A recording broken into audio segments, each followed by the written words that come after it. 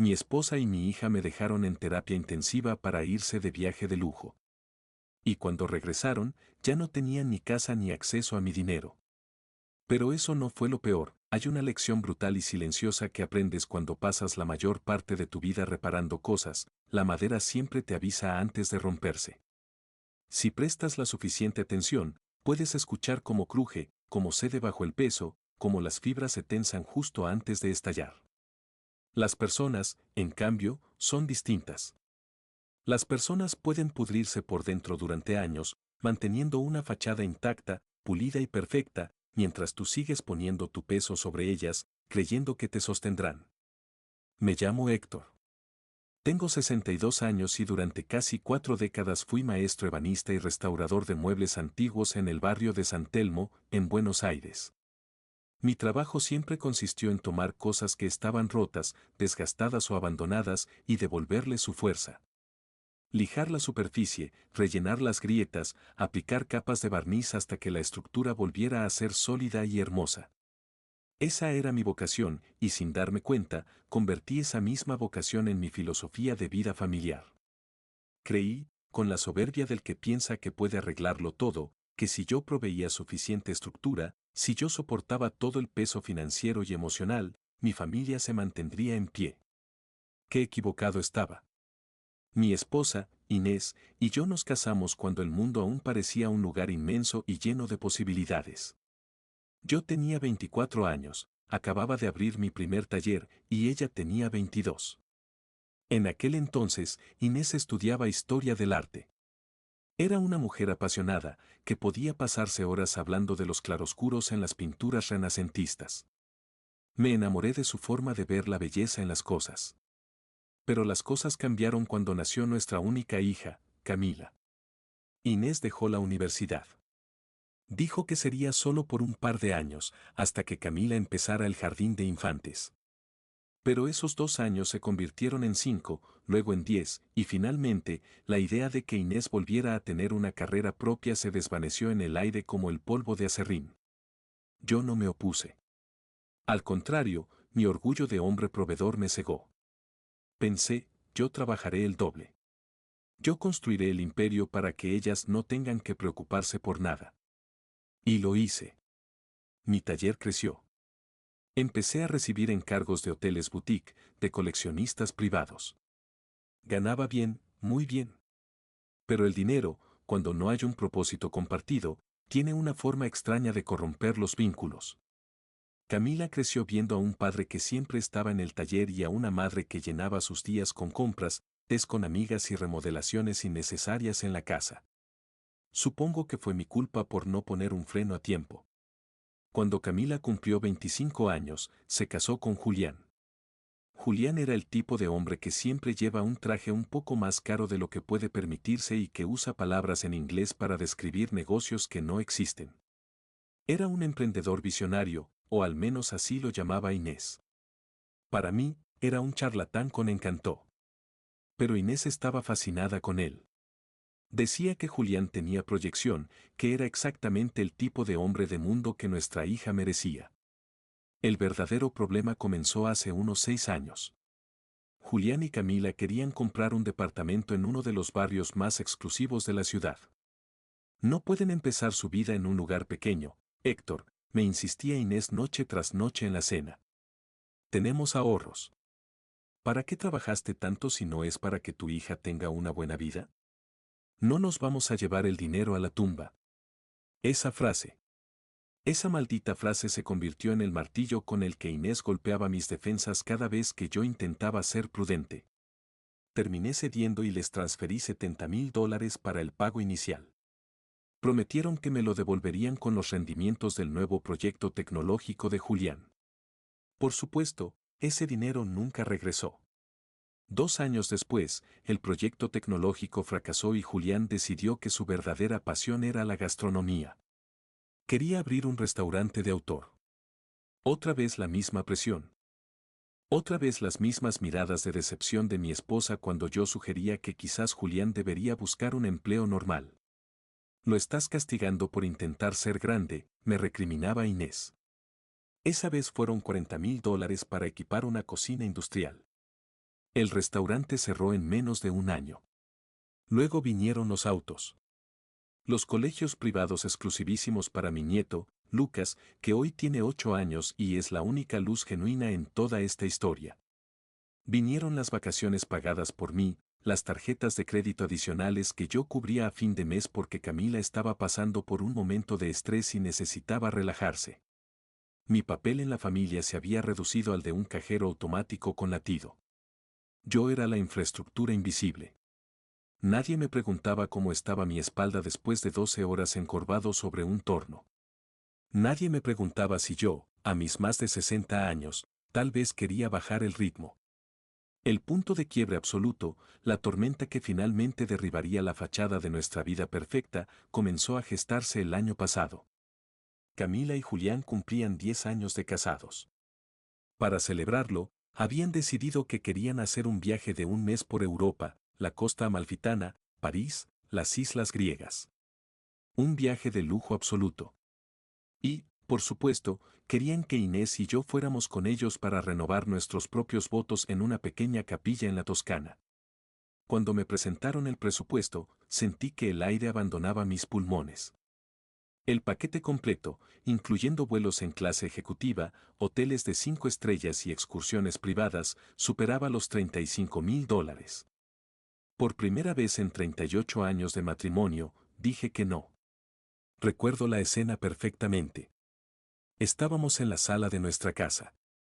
Inés me miró como si acabara de abofetearla. Camila empezó a llorar en silencio, esa manipulación sutil que había perfeccionado desde niña. Julián suspiró y miró por la ventana, asumiendo el papel de mártir. Es una locura, Inés, dije, tratando de mantener la voz calmada. Estamos hablando de los ahorros de nuestra jubilación. No voy a gastar $35,000 en un viaje de un mes. Ya les he dado demasiado. Inés se puso de pie, con el rostro rojo de ira. Tú no nos has dado nada, gritó. Me tuviste encerrada en esta casa toda la vida. Sacrifiqué mi juventud por ti. Te dedicas a tus estúpidos muebles viejos mientras la vida pasa. Esto es importante para tu hija. Es su 10º aniversario. Pero claro, tú siempre fuiste un miserable cuando se trata de nuestra felicidad. La palabra miserable resonó en la habitación. Me dolió más de lo que quise admitir. Ella tenía esa habilidad quirúrgica para hacer que mi responsabilidad financiera pareciera una forma de abuso psicológico. Esa noche dormí en el sofá. Durante las siguientes 3 semanas, el ambiente en la casa fue irrespirable. El silencio de Inés era un castigo calculado. Finalmente, agotado por la tensión, rendido ante la idea de que quizás yo realmente era el villano de la historia, bajé los brazos. Di la autorización al banco. Pagué el viaje completo. Lo que yo no sabía, lo que ni siquiera sospechaba en ese momento, era que el viaje no era más que una cortina de humo. Una celebración grotesca financiada con mi dinero, mientras Inés y Camila ejecutaban un plan que llevaban meses tejiendo a mis espaldas. Empecé a notar cosas extrañas, pequeñas anomalías a las que no les di importancia porque estaba demasiado ocupado trabajando para reponer el dinero del viaje. Inés empezó a tener fines de semana de spa con Camila en las afueras de la ciudad, para, según ella, calmar los nervios antes del gran viaje. Compras extravagantes de ropa de diseñador empezaron a aparecer en los resúmenes de la tarjeta conjunta. Cuando le pregunté al respecto, su respuesta fue fría y defensiva: me estoy preparando para Europa, Héctor. No voy a ir a París vestida con harapos. Decidí ignorarlo. Me refugié en mi taller. Mi aprendiz, un chico de 28 años llamado Tomás, era mi única compañía real. En el taller, las cosas tenían sentido. Si aplicabas la presión correcta, la madera tomaba la forma deseada. En mi casa, ninguna cantidad de presión o de concesiones parecía ser suficiente. Faltaban apenas 10 días para el famoso viaje a Europa. Era un jueves por la tarde a finales de noviembre. El calor en Buenos Aires empezaba a ser agobiante, de ese que te aplasta contra el asfalto. Yo estaba en el taller, lijando las patas de una silla de roble del siglo XIX. Tomás había salido a comprar algunos suministros.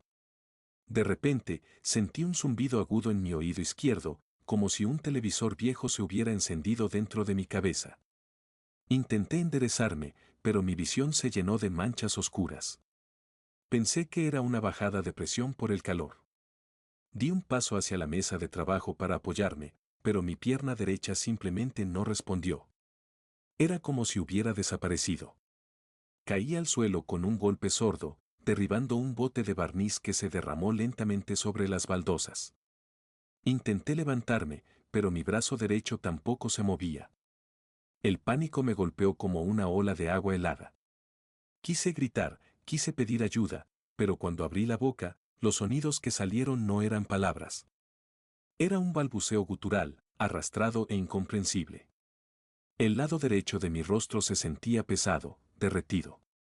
Estaba teniendo un derrame cerebral. El tiempo se volvió espeso. No sé cuánto tiempo estuve tirado en el suelo, respirando el olor fuerte del barniz, sintiendo que mi cerebro se apagaba por zonas, como las luces de una ciudad durante un apagón. Lo único que pensaba era en Inés. Pensaba que no la había saludado bien esa mañana. Pensaba en los seguros de vida. Entonces escuché la puerta del taller. Era Tomás. Lo vi soltar las bolsas de golpe. Corrió hacia mí, su rostro pálido por el terror. Héctor. Héctor, por Dios. Trató de moverme, pero al ver mi rostro caído y escuchar mis balbuceos, entendió inmediatamente lo que pasaba. No perdió ni un segundo. Sacó su teléfono y llamó a urgencias. Mientras esperábamos, se sentó en el suelo a mi lado, sosteniendo mi mano izquierda, la única que yo podía mover. Quédate conmigo, viejo. Ya vienen. Respira. No te me vayas. Ese chico, al que yo le pagaba un sueldo mínimo para que aprendiera el oficio, mostró más humanidad en esos 10 minutos de la que yo había recibido en mi propia casa en la última década. El sonido de la sirena de la ambulancia es algo que se te graba en los huesos. Los paramédicos entraron corriendo. Me subieron a la camilla. El viaje al hospital fue un caos de luces parpadeantes, voces apresuradas y el sonido constante de mis propios latidos erráticos en el monitor. Me llevaron de urgencia al hospital italiano. Las tomografías confirmaron un accidente cerebrovascular isquémico agudo. Un coágulo estaba bloqueando el flujo de sangre a una parte vital de mi cerebro. Me ingresaron inmediatamente al quirófano para una trombectomía mecánica, un procedimiento para extraer el coágulo. Antes de que la anestesia me arrastrara a la oscuridad, recuerdo haber mirado al cirujano y haber logrado articular, con muchísimo esfuerzo, una sola palabra: esposa. El médico asintió con suavidad. Ya la están localizando, Héctor. Trate de relajarse. Vamos a salvarle la vida. Cuando volví a abrir los ojos, la habitación estaba a oscuras, iluminada solo por la luz verde y azul de los monitores que me rodeaban. Estaba en la unidad de terapia intensiva neurológica. Sentía la garganta seca como papel de lija y un tubo plástico en mi nariz. Intenté mover mi brazo derecho. Estaba débil, increíblemente pesado, pero se movió. Habían logrado sacar el coágulo a tiempo. El daño permanente, si lo había, parecía menor. Giré la cabeza lentamente hacia la derecha, esperando ver a Inés sentada en la silla de visitas. Esperando ver a Camila. Esperando ver el rostro de la mujer con la que había compartido la cama durante casi 40 años, llorando de alivio al verme despertar. La silla estaba vacía. Un enfermero entró a la habitación un momento después para revisar mis signos vitales. Me sonrió, pero era una sonrisa tensa. ¿Qué hora es?, logré preguntar. Mi voz sonaba rasposa, pero las palabras salían claras. El milagro de la medicina. Son las 2 de la madrugada del viernes, Héctor, me dijo el enfermero, ajustando el goteo del suero. La cirugía fue un éxito. Tuviste mucha suerte. Mi familia, murmuré. ¿Dónde está mi esposa? El enfermero dejó de mirar el monitor y me miró a los ojos. Hubo un silencio que duró apenas 2 segundos, pero que se sintió como una eternidad. Esa mirada era lástima. Pura y absoluta lástima. El médico se comunicó con ella ayer por la tarde, después de la cirugía, dijo el enfermero con cautela. Le explicamos que estabas estable, pero en terapia intensiva. Y el enfermero suspiró. Dijo que tenían un vuelo programado. Que iba a intentar venir antes de ir al aeropuerto. El aeropuerto. El viaje a Europa. Sentí un frío repentino que no tenía nada que ver con el aire acondicionado del hospital. Era un frío que nacía en el centro del pecho y se expandía hacia mis extremidades. Pedí mi teléfono móvil. El enfermero dudó, pero finalmente lo sacó de la bolsa plástica donde habían guardado mis pertenencias y me lo entregó. Tenía 25 mensajes de Tomás preguntando cómo estaba. 0 llamadas perdidas de mi esposa. 0 mensajes de mi hija. Con los dedos temblando por la debilidad y la rabia, marqué el número de Inés. Sonó 3 veces y mandó directo al buzón de voz. Le envié un mensaje de texto. Estoy en terapia intensiva. Tuve un derrame cerebral. Casi me muero. ¿Dónde estás? La respuesta llegó 40 minutos después. 3 puntos suspensivos que aparecían y desaparecían en la pantalla, como si le estuviera costando encontrar las palabras. Finalmente, el mensaje entró. Héctor, el doctor nos dijo que la operación salió bien y que estás fuera de peligro. Nos alegramos mucho. Ya estamos en la sala de embarque en Ezeiza. Los pasajes no tienen devolución y los hoteles ya están pagados. ¿Sabes lo importante que es este viaje para Camila? No podemos cancelarlo todo ahora. Te llamo cuando aterricemos en Roma. Recupérate. Leí el mensaje. Lo volví a leer. Luego dejé caer el teléfono sobre mi pecho y cerré los ojos. No lloré. Pensé que lloraría, pero no lo hice. Lo que sentí fue algo mucho más profundo y definitivo. Fue como escuchar el chasquido seco de una viga maestra rompiéndose por la mitad. Durante años me había convencido de que mis sacrificios compraban amor o al menos lealtad. Pero en ese momento, tirado en una cama de hospital con cables saliendo de mi pecho, la ilusión se desmoronó por completo. No era un esposo. No era un padre. Era una billetera que había dejado de ser útil temporalmente. Y como la máquina estaba estable, ellos podían seguir con su itinerario. Me quedé en el hospital 5 días más. Durante ese tiempo, las comunicaciones con mi familia fueron escasas y surrealistas. Inés me enviaba fotos desde Italia. Fotos de ella y Camila tomando Aperol Spritz frente a la Fontana di Trevi, con mensajes como «pensando en ti». Ojalá estuvieras aquí. Julián ni siquiera me escribió. La disonancia cognitiva era tan brutal que me provocaba náuseas. Mientras yo aprendía a sostener un tenedor nuevamente sin que me temblara la mano derecha, ellas posaban con bolsas de compras en Milán. El neurólogo, el doctor Santoro, me dio el alta el miércoles siguiente. Me prescribió anticoagulantes, medicación para la presión y fisioterapia estricta. Héctor, el estrés es tu peor enemigo ahora mismo. Necesitas un ambiente tranquilo. ¿Alguien te va a ayudar en casa?, me preguntó antes de firmar los papeles. Estaré bien, mentí. Tomás, mi aprendiz, fue a buscarme al hospital. Se ofreció a quedarse conmigo en casa los primeros días, pero me negué. Le agradecí desde el fondo de mi alma por haberme salvado la vida, pero necesitaba estar solo. Necesitaba enfrentar el silencio de mi propia casa. Cuando giré la llave y entré a la casa en la que había vivido durante 3 décadas, el vacío me golpeó. No había olor a comida, no había voces, no había vida. Solo muebles caros y un silencio sepulcral. Caminé lentamente hacia la oficina que compartíamos Inés y yo. El médico me había dicho que descansara. Pero mi mente trabajaba a 1000 por hora. Había algo en la prisa de Inés por irse a Europa que no encajaba. La frialdad de su abandono era demasiado calculada. Me senté frente a la computadora y abrí el cajón de los archivos. Empecé a revisar los extractos bancarios y los resúmenes de las tarjetas de crédito de los últimos 6 meses. Quería ver exactamente cuánto habían gastado antes de irse. Lo que encontré fue mucho peor que simples compras excesivas.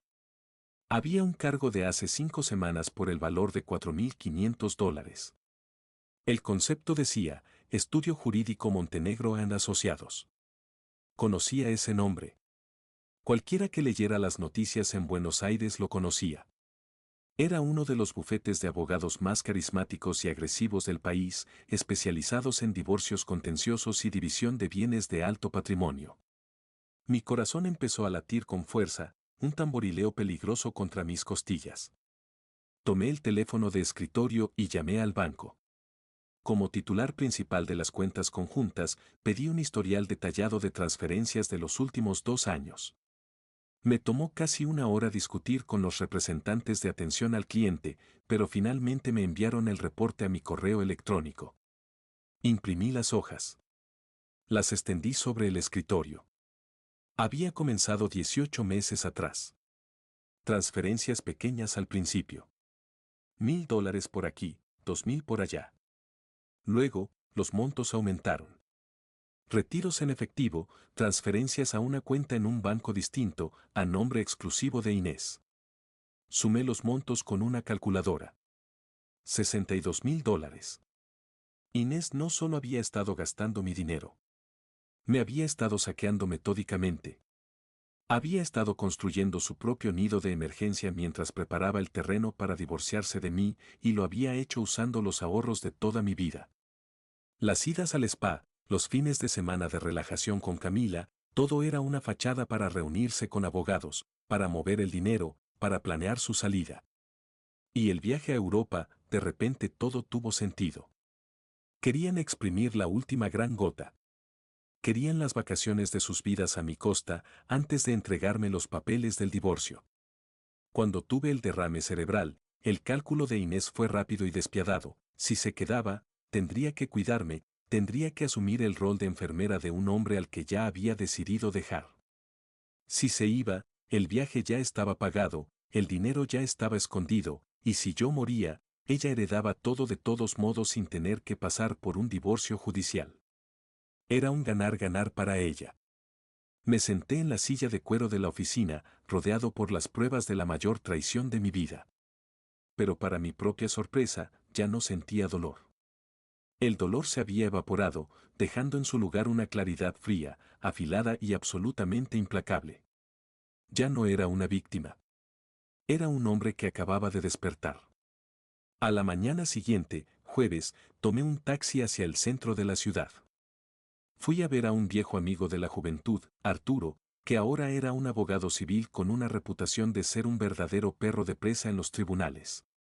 Le puse los documentos sobre la mesa, los resúmenes bancarios, la factura del estudio Montenegro, las pruebas de las transferencias ocultas. Arturo revisó los papeles en silencio durante 10 minutos. Luego se quitó las gafas y me miró. Esto es fraude conyugal, Héctor. Ocultamiento malicioso de bienes de la sociedad conyugal. Ella fue descuidada. Pensó que nunca revisarías las cuentas porque siempre fuiste tú quien confiaba ciegamente. Podemos destrozarla en un juzgado. ¿Qué necesito hacer?, pregunté, mi voz firme, sin el más mínimo rastro del balbuceo de la semana anterior. Primero, dijo Arturo, sacando un bloc de notas, congelamos todas las cuentas conjuntas. Hoy mismo. Cortamos todas las tarjetas de crédito adicionales. Movemos el dinero que queda a una cuenta a tu nombre exclusivo por seguridad preventiva, justificando riesgo de vaciamiento. Segundo, presentamos una demanda de separación de bienes inmediata basada en este vaciamiento. Tercero, vas a cambiar las cerraduras de tu casa y del taller. Legalmente la casa es un bien ganancial, pero ella abandonó el hogar en medio de una crisis médica grave. El juez nos dará la posesión provisional a ti mientras dure el proceso de rehabilitación. Esa misma tarde, ejecuté el plan con la precisión de un relojero. Fui al banco y vacié las cuentas conjuntas, dejando exactamente 0 pesos. Cancelé las tarjetas de crédito de Inés, de Camila y de Julián. Llamé a un cerrajero y cambié todas las cerraduras de la casa. Luego, fui al taller e hice lo mismo. El viernes por la noche, mi teléfono sonó.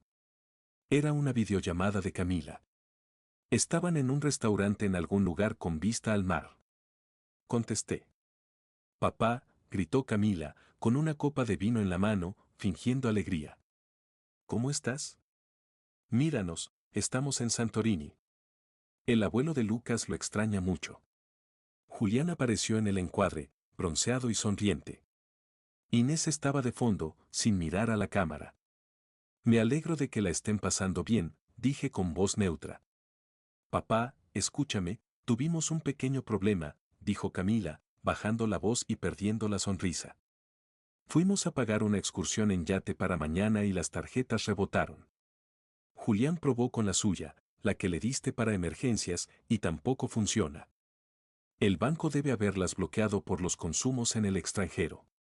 ¿Podrías llamar mañana a primera hora y arreglarlo? Tenemos que pagar el hotel en París la semana que viene. Miré la pantalla. Miré a mi hija, a quien había amado más que a mi propia vida, a quien le había dado todo lo que mis manos habían podido construir. No hay ningún error con el banco, Camila, dije lentamente. Yo cancelé las tarjetas. El silencio al otro lado de la línea fue absoluto. Solo se escuchaba el ruido de las olas y el murmullo de los otros comensales. ¿Qué? ¿Por qué harías eso, Héctor? La voz de Inés cortó el aire. Se había acercado al teléfono, con el rostro tenso. Estás del otro lado del mundo, no nos puedes dejar sin fondos. Tú me dejaste en una cama de terapia intensiva con la mitad del cerebro paralizado para venirte a tomar vino en Grecia, Inés, respondí, sin levantar la voz. Creo que puedes sobrevivir sin mi tarjeta de crédito. El médico dijo que estabas bien, gritó ella, el pánico empezando a filtrarse en su tono de indignación fingida. El médico me salvó la vida por 10 minutos de margen, repliqué. Y mientras yo intentaba recordar cómo hablar, me dediqué a revisar los cajones de la oficina, Inés. Encontré la factura del estudio Montenegro. Encontré los recibos de las transferencias al Banco Galicia. Sé lo de los $62,000 que me robaste durante el último año y medio. La imagen en la pantalla pareció congelarse. Camila miró a su madre, completamente pálida. Julián dio un paso atrás, desapareciendo del plano. Héctor, puedo explicarlo, empezó a balbucear Inés. Su arrogancia se había evaporado al instante. No tienes que explicar nada, la interrumpí. Ya me comuniqué con mi abogado. Las cuentas conjuntas están congeladas y el dinero restante está a salvo. He iniciado los trámites de divorcio por fraude y abandono. Además, cambié las cerraduras de la casa. No puedes hacer eso. Esa es mi casa también, gritó Inés, perdiendo los estribos por completo. Soy tu esposa. Me corresponde la mitad de todo. Te corresponde lo que dictamine un juez después de ver cómo vaciaste las cuentas antes de intentar abandonarme, dije con frialdad. Tienen los pasajes de vuelta pagados, y el dinero que me robaste seguro te alcanzará para pagar el hotel en París. Pero cuando aterricen en Buenos Aires, Inés, no vengas a mi casa. Consíguete un alquiler. O vete a vivir con el inútil de tu yerno. Conmigo, se terminó. Papá, por favor, suplicó Camila. Estás siendo un monstruo. Piensa en la familia. Piensa en mí. Esa palabra. Familia. Era el botón que siempre habían apretado para desactivarme. Pero esta vez, el circuito estaba cortado. Tú elegiste a tu familia, Camila. Y elegiste un viaje en yate sobre el lecho de muerte de tu padre. No me vuelvas a llamar para pedirme un solo centavo en tu vida. Corté la llamada y apagué el teléfono. Me quedé sentado en la oscuridad de la sala. Esperaba sentir remordimiento, o miedo, o al menos tristeza. Pero lo que sentí fue una ligereza increíble.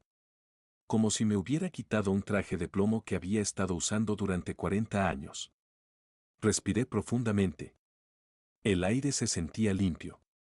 Los siguientes meses fueron una guerra de desgaste, pero yo ya no estaba dispuesto a ceder ni un milímetro. Cuando regresaron a Buenos Aires, el escándalo fue épico. Inés intentó entrar a la casa con la policía, pero mi abogado ya había presentado la medida cautelar que me otorgaba el uso exclusivo de la vivienda familiar por mi condición médica y por el proceso de divorcio contencioso en curso. Tuvo que irse a vivir con su hermana. Camila y Julián, De repente, sin su red de seguridad financiera, entraron en crisis en menos de 2 meses. El departamento de lujo que no podían pagar empezó a acumular deudas de expensas. Julián intentó venir a mi taller a hablar de hombre a hombre. Tomás no lo dejó pasar de la puerta. Yo me enfoqué en mí. Por primera vez en mi vida, me enfoqué completa y absolutamente en mí mismo. Iba a fisioterapia 3 veces por semana. Volví al taller, no para matarme trabajando 12 horas diarias, sino para disfrutar de mi oficio. Le cedí a Tomás el 30% del negocio como socio, reconociendo su talento y, sobre todo, su lealtad. Su familia, gente trabajadora y honesta, me adoptó como a una especie de tío honorario. Empecé a pasar los domingos comiendo asado en la casa de sus padres, riendo genuinamente, sin la constante presión de tener que financiar la vida de nadie para ser aceptado. El proceso de divorcio fue brutal, pero la evidencia de la transferencia oculta de fondos destruyó la estrategia de Inés. El juez fue implacable. Se vio obligada a devolver gran parte de lo que había ocultado para compensar la división de la casa y el taller, los cuales me quedé yo en su totalidad al comprar su parte devaluada. Ella terminó con un departamento pequeño y la humillación pública de que todos en nuestro círculo supieran exactamente por qué la había dejado en la calle. Pero la historia no terminó ahí. El verdadero epílogo ocurrió hace apenas 4 meses, casi 2 años después de mi derrame cerebral. Era un martes por la tarde. Estaba en el taller enseñándole a Tomás una técnica antigua de ensamble, cuando sonó el timbre. Fui a abrir y me encontré con Camila. Estaba irreconocible.